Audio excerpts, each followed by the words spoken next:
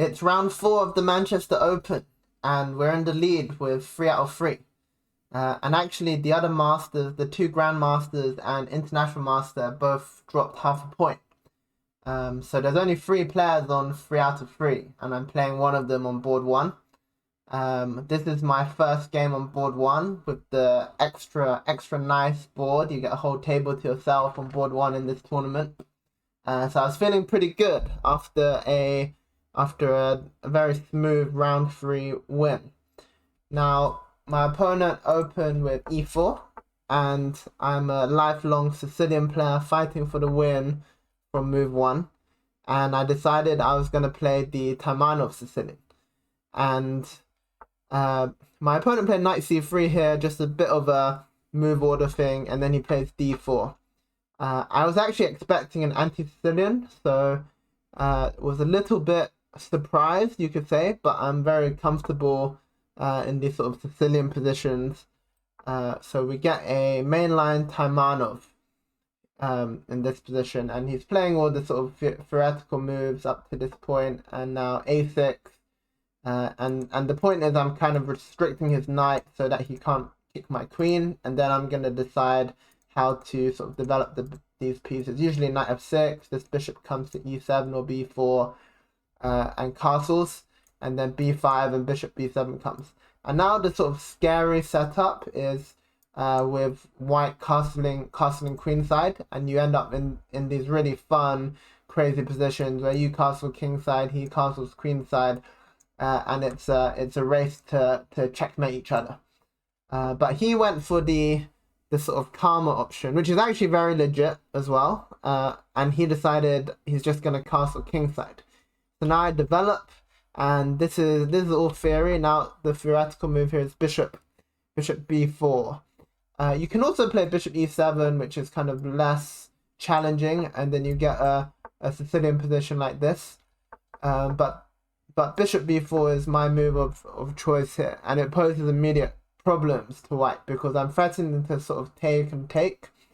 And you have to know this very specific move here, which he did know, which is knight a4, which looks really awkward, but it's a great move. It kind of makes my bishop hit the air, like my bishop's not threatening anything anymore. And this knight is heading into b6 at some moment, and I have real problems with my sort of dark squares, which is what he's eyeing up, because I put all of these pawns on the light squares. And you might ask, well, can't you just take a pawn? Well, it's quite well known that sort of taking this pawn is very bad, because after he takes, and however I sort of recapture this pawn, I'm going to be in trouble. First of all, if I take with one of the pawns, he immediately has queen d4, triple forking everything. So say I take with the queen to also hit the knight, but now this knight a4 move makes sense. He jumps into b6. This bishop comes to f3. Yes, I'm a pawn up, but this bishop is a huge problem child, and like the evaluation here is just completely winning for white. I'm just too far behind in development, and my black squares are terrible. So I do not take this pawn after knight a4. And the main line here is bishop back to e7. And there's some fun lines where they take and jump in here to get the bishops, but we get a nice center. Or sort of c4, and then you again, you probably shouldn't take this because of compensation. But it's an option now. It's kind of better than taking before. But then after castling, knight comes back, and then you end up in a sort of Marozzi bind hedgehog type of structure. But here I kind of realized, reading my opponent's body language, he wasn't very familiar with the position.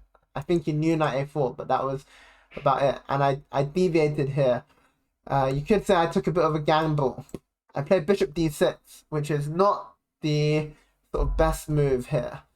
And how you should respond to... Oh, sorry.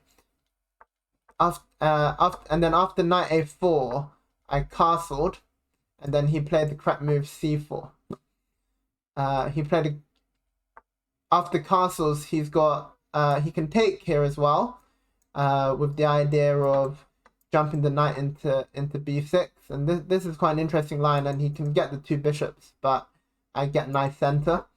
But he decided to go for c4, and he wants to play this Narozzi bind type of position. If I retreat, the knight comes back to c3, and then it's like a kind of hedgehoggy position where white definitely has some edge, but it's quite a standard hedgehog position, and I wasn't really fancying it. So this is where I took a gamble, and I played bishop d6. And now I'm kind of attacking this, and this pawn is still under attack. And he responded wrong here, actually. He responded with the same move after bishop e7 by playing knight to c3. But the problem with knight to c3 is I can, in fact, grab this pawn, which is what I did, and just drop back. Now, the way he should play is, with this double attack, he should keep the h pawn by playing g3 and kind of making my bishop hit granite on g3. Now this bishop looks kind of dumb. And I still, like, I probably need to take this pawn now, but he gets loads of compensation for this pawn. It's not as bad as the other line, but it's still pretty bad, because this pawn is putting me in a massive bind here. If I try and play d5, now the position opens up, and all of his pieces are like perfectly placed to mess me up, really. Like, bad things are about to happen after bishop d7, knight b6. I can't take this because of discovered attacks. If I take knight takes c6, that's almost game over already. So yeah, luckily for me, he played knight back to c3, and now after I take and play bishop f4, I'm a pretty good pawn up. I've still got some dark square problems. I think he missed this bishop f4 idea, because he said to me after the game he missed bishop f4. If I don't have bishop f4, he's got f4 ideas, which can come quite quickly. But this is really nice because it kind of trades and blocks f4 at the same time. Okay, and then he took and played bishop c5, which was his plan. And now there's quite a specific way to punish him, but I have to be quite accurate. So, okay, he's attacking my rook. I definitely want the rook on the open file.